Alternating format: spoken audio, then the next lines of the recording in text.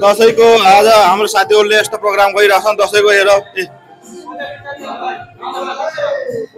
दसैँको के स्पेसल पाकिरहेको थियो मासु भात दाल। स्वागत छ सबैलाई विदेशको दसैँ। हाम्रो सलाद मासु भात। सबैजनालाई दसैँको धेरै धेरै शुभकामना। ह्याप्पी दसैँ। दसैँको शुभकामना सबैलाई। केक खै दसैँको केक।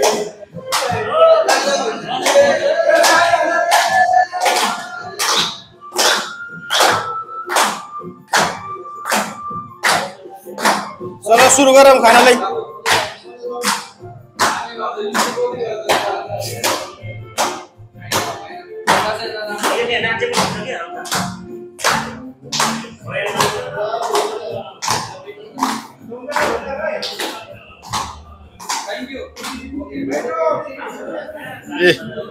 केटाहरूले राम्रै अरेन्जमेन्ट गरेर रहेछन् साथीहरूले दसैँको। बस्नु बस्नु बस्नु खाली गर्नुहोस्। खाम खाम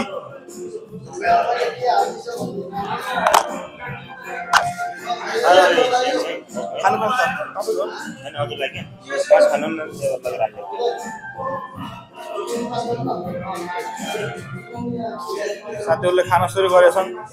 खै टिका टाकेको त छैन नि। टिका लाउनु पर्यो नि यार। हल्का हल्का निधारमा टिका भयो अझै राम्रो हुन्थ्यो नि। कसरी चिल्लीको लाउने हो कि रातो केही भएन लगाइदियो त झन् राम्रो।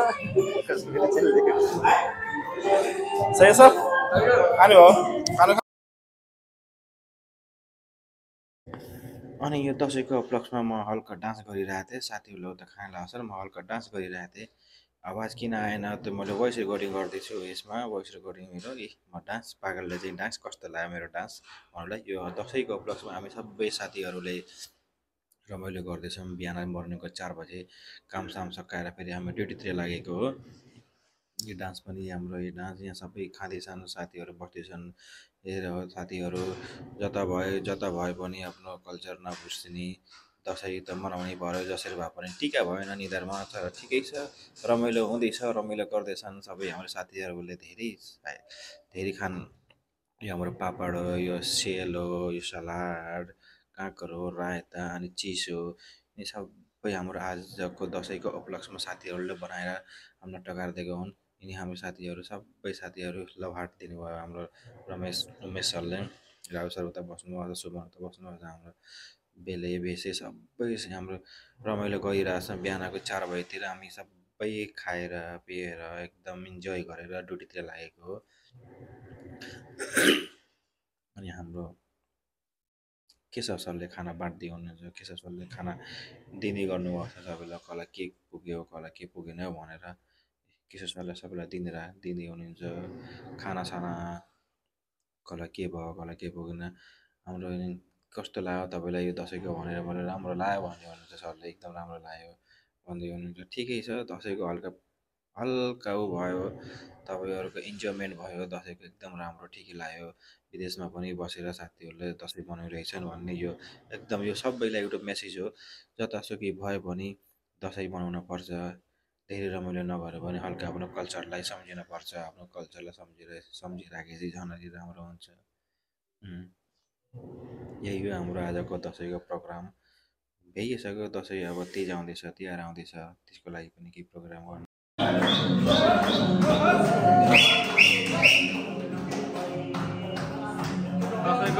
दसैँको रमाइलो खानपिन भएर अब साथीहरू डान्स गर्दैछन्। डान्स प्रोग्राम पनि गर्न पर्यो। डान्स नभएपछि दसैँ हुन्छ नि। फेरि हाम्रो बोस्तामान भएर बिमारी भएर नाचिरहेछन्। हजुर पर्छ किन बस्नुभएको डान्स गरेर एक्सर्साइज गर्ने होइन र यो त एक्सर्साइज यही त हो नि हो कि होइन। एक्सर्साइज यही त हो।